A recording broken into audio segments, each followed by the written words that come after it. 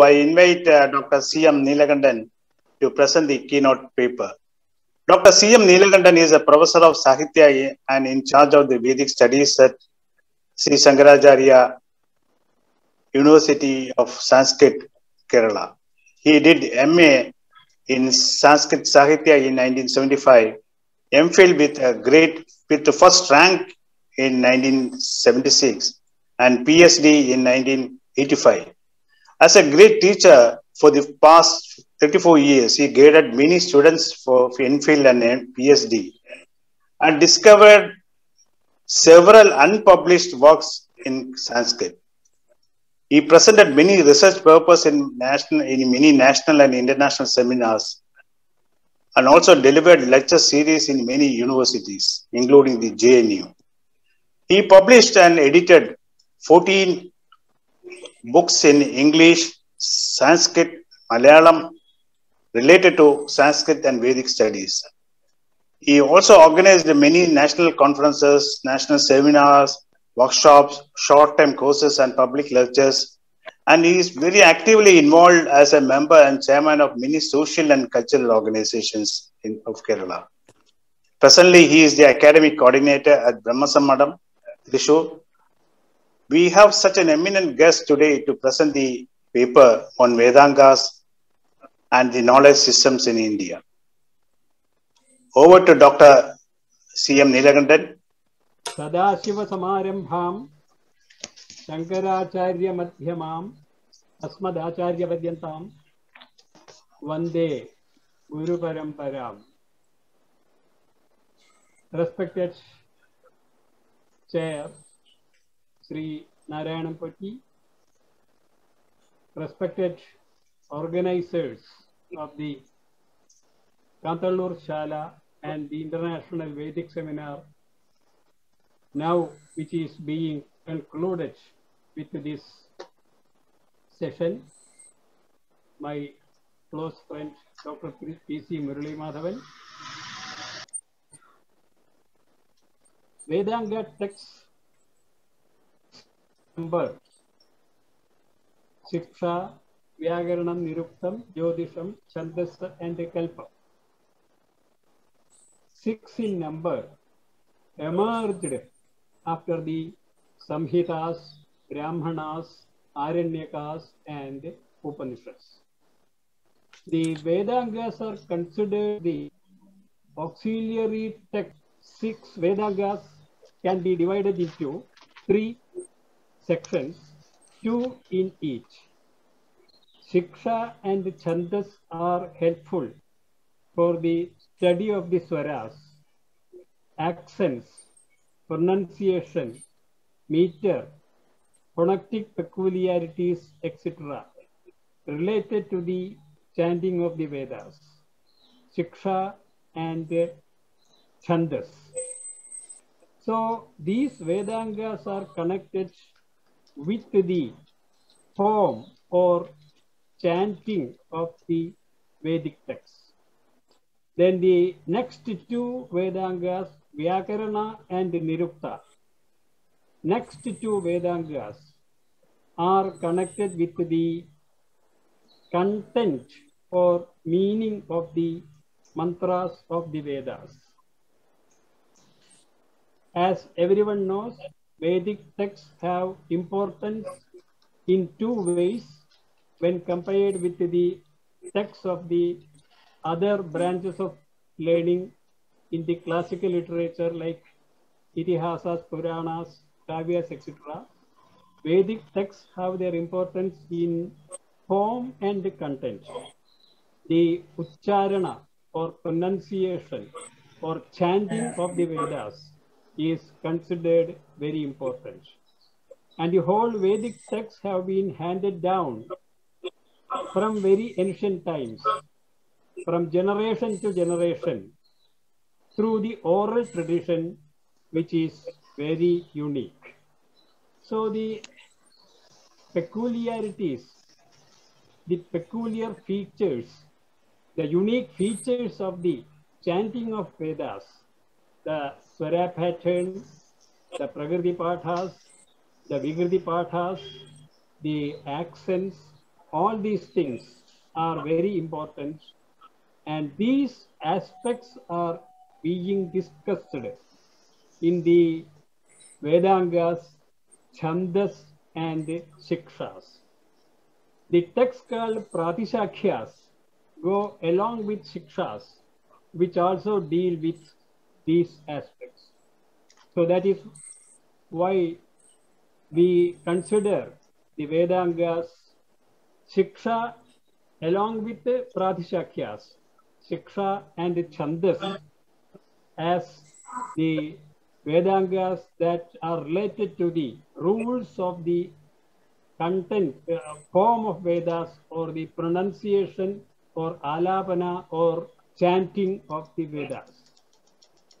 Then the other two Vedangas, which are Vyakarana and Nirukta. These two Vedangas are connected with the content or meaning of the mantras of the Vedas.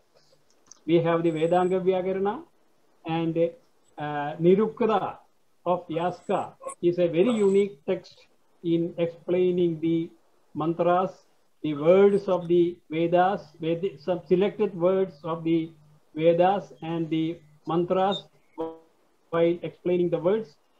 Some mantras are being quoted by Yaska and explained in different ways. So the Vedangas, Vyakarana and Nirukta are connected with the meaning, content aspects of the Vedas. Then we have the other two Vedangas, Kalpa and Jyotisha, which are related to the performance of the yagas mainly. Though these Vedangas had their origin and development as the auxiliary texts of Vedas, their study has much importance and scope related to the various knowledge systems of India that developed in the later ages. This is the topic I am going to deal with here very briefly within the limited time allotted to me. There are many Shiksha texts related to all the four Vedas. Most of them have been published with studies and elaborate notes nationally and internationally. All the editions and studies and editions of these Shiksha texts are available. Pratishakya texts as I have referred to earlier. Pratishakya texts also contain the rules regarding the pronunciation of letters and swaras in Vedic chanting. The rules of these types related to the different recensions of each Veda are discussed in the Pratishakya texts also. So Shiksha texts and Pratishakya texts are complementary. The Pratishakya texts get the name Pratishakya due to their relation to each recension of Vedas, each Shakha of Vedas. Prati Shakham Bhinnaha Pratishakyaha. We have many Shakhas of all Vedas which are referred to in many texts, but we get only some Shakhas now surviving.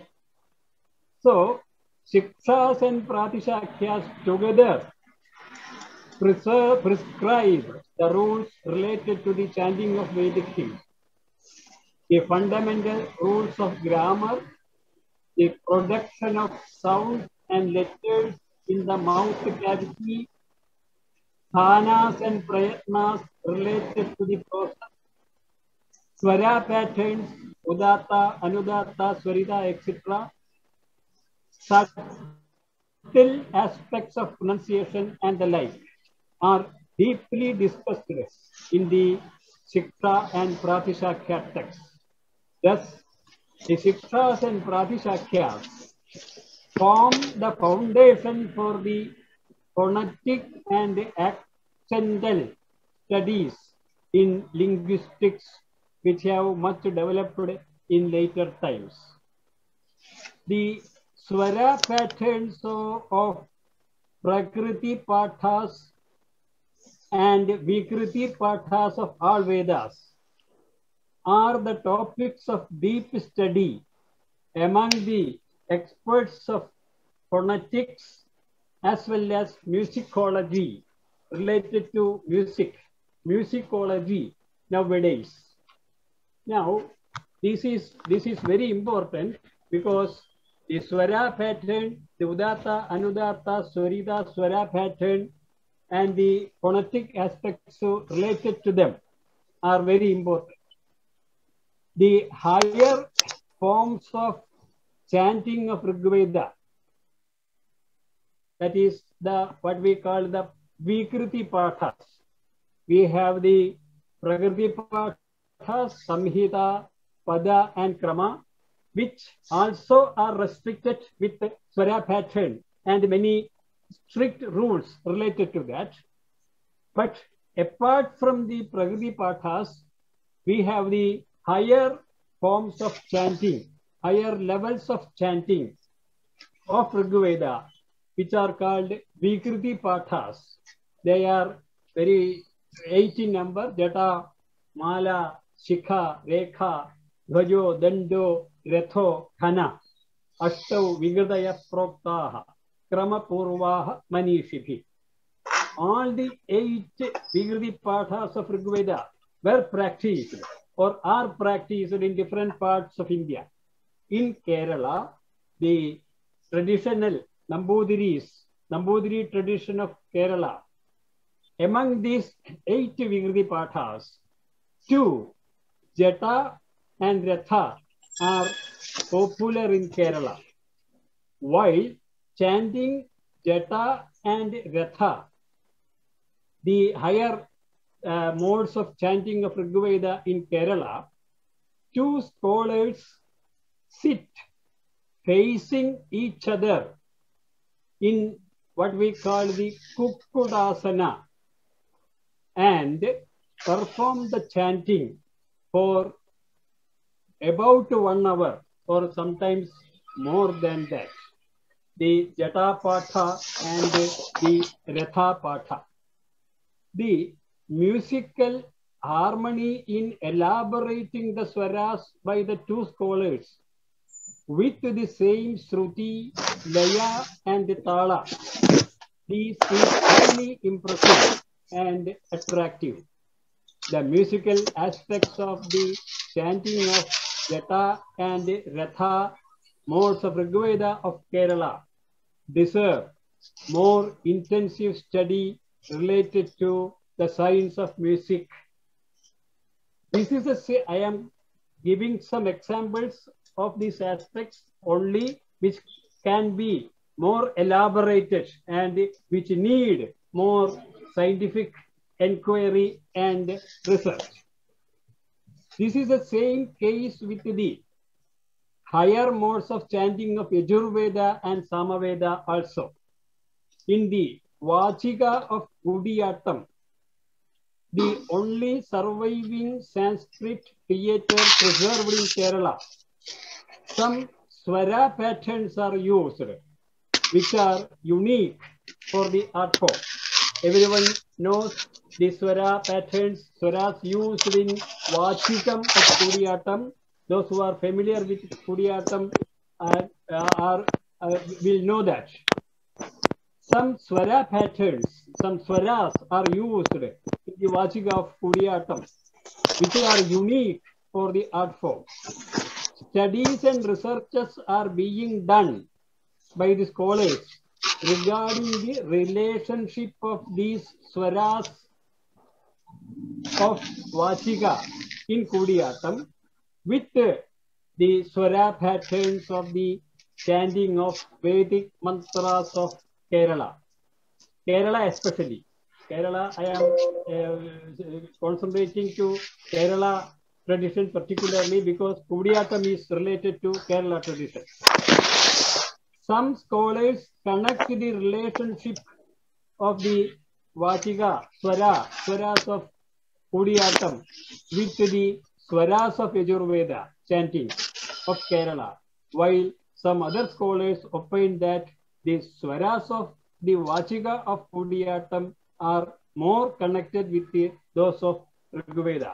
Now, the great Kudiyatam exponent Mani Madhavacharya in his Natya Kalpadrumam, he has opined that the swaras are the swaras or Vachika of Kudiyatam, swaras of the Vachika of Kudiyatam are related more to Yajurveda.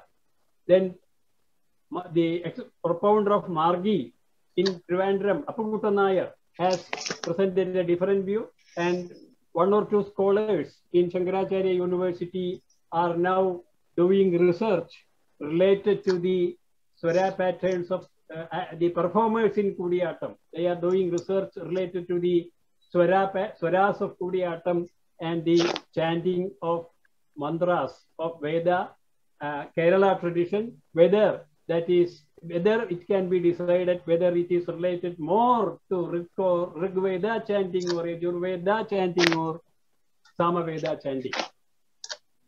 Then the Samaveda chanting, no doubt, is more related to music. Vedanam, Samavedosmi, etc. are very famous. Studies and researches have proved that among the 7 basic swaras of Carnatic music, 5 basic swaras can be detected in the higher modes of chanting of Samaveda. Also, the concept of Gatra Veena, the movement of the body, especially the movement of the hands and the fingers in relation to the swara patterns. These references make it clear that Samaveda is more connected with, or Samaveda has close relation to music. No doubt, Vedic music has derived from ethno and folk musical patterns. Many studies in these fields have come out. The ethno music, folk music in the earlier times, then from ethno musical tradition, Vedic music has arrived, Vedic swaras have arrived, then from Vedic swaras, Carnatic music and Hindustani music, swaras and ragas, etc. have derived. So studies and researches in these directions are also being carried out now. One of my friends from Delhi, a very a famous musician, he has been to Kerala to expound, to explore the relationship with the Hindustani music, swaras of Hindustani music and those of the chanting of the Veda, particularly that of Kerala tradition. Thus, the Siksha and Pratishakhya texts, though evolved as Vedangas, contain many aspects related to the swaras and the development of classical music in India. Chandas is the Vedanga that discusses about the meters used in Vedic chanting. The 7 basic patterns of meter called Chandas: Gayatri, Ushnik, Anushtup, Grihati, Pankti, Trishtup, and Jagadi. And their many number of variations are discussed in the text on Chandas, included in the Vedanga Chandas. They are discussed elaborately. The observations in the text on Vedanga Chandas, they have become the basics for the thoughts of meters in classical Sanskrit literature. Later, this has further developed as the science of music in regional languages also in India. In later times, we know the history of Malayalam metrics, which is mainly based on Sanskrit meter, Chandas Shastra. Then, Vedangas, Vyakarana and Nirukta are intended for the understanding of the meaning aspects of the Vedic passages.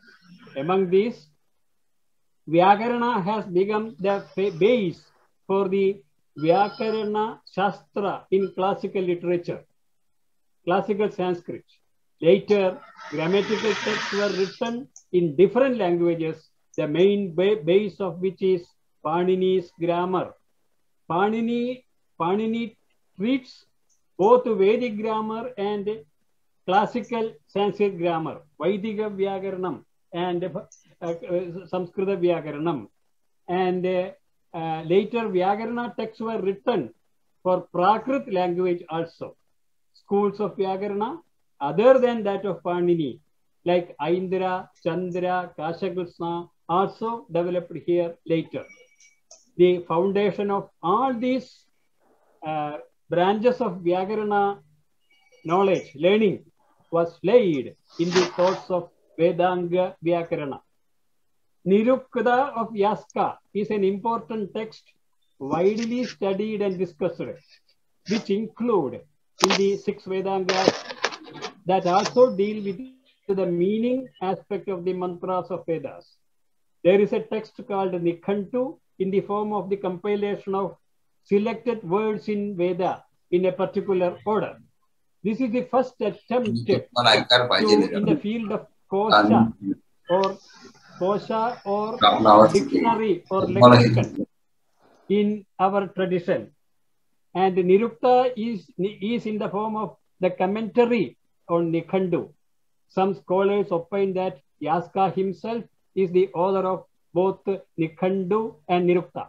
Some others are of opinion that Nikhandu is a separate text of anonymous authorship and Nirukta of Yaska is the commentary on it. Apart from giving the meaning of the Vedic words in Nikhandu and interpreting the Vedic mantras, quoted Yaska's Nirukta contains very valuable observations regarding etymology, semantics, schools of interpretation of Vedas, and the like. All these are valuable contributions to various branches of linguistic studies and history of the science of interpretation, especially that of Vedas. The thoughts on etymology introduced by Yaska have much significance in many ways. He interprets words of Veda mantras with sound Shastra foundation in most cases. At the same time, he presents fanciful etymologies of his own also in many contexts. But Yaska justifies them convincingly, introducing his own methods for etymology, fully supported by reasoning, intellectual vision, and Shastra background. And then, apart from the schools of interpretation, many schools of interpretation of Veda are referred to in Yaska, and apart from them, Yaska in his Nirukta referred to many schools like Aidihasika, Yajnika, Nairukta, Adhyatma are some schools of interpretation. Apart from that, he refers to interpretations of Vedas, many other efforts of interpretation of Vedas, led by great scholars of repute at that time who lived during his time or before that, like Upamanyu, Agrayana, Kaunsa, Shagapuni, and Aurnanabha.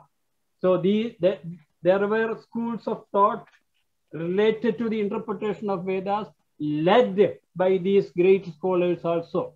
So in this way, Nirukta, Yaska's Nirukta, though originated as a Vedanga, has much importance related to the linguistic, semantic, and etymological studies, as well as the science of interpretation of ancient texts. Then we have remaining 2 Vedangas, Kalpa and Jyotisha.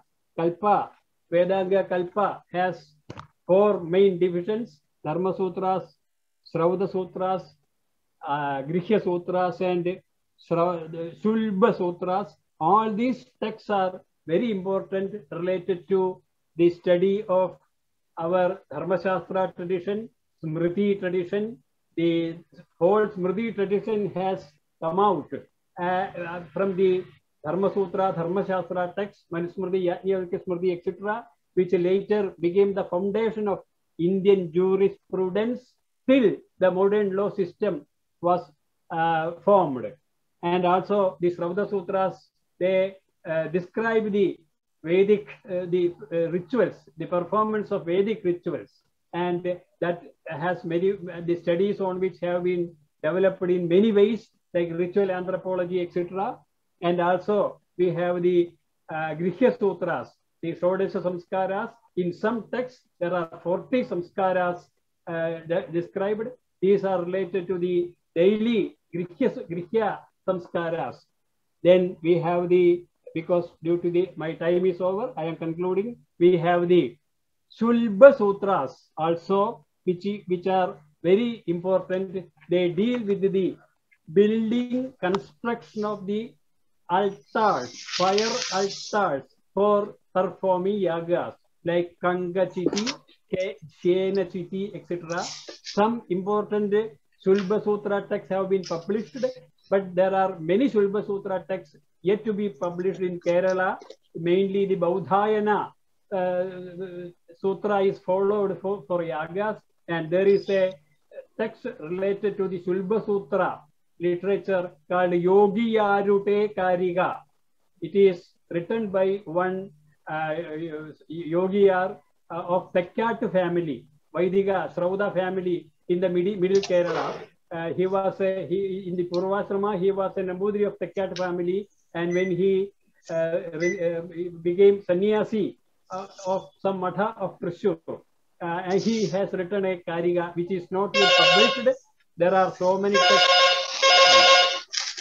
And we have the Vedanga Jyotisha, which will be discussed by our close friend Sundaresan. Now, with these remarks, I conclude my paper. Thank you very much.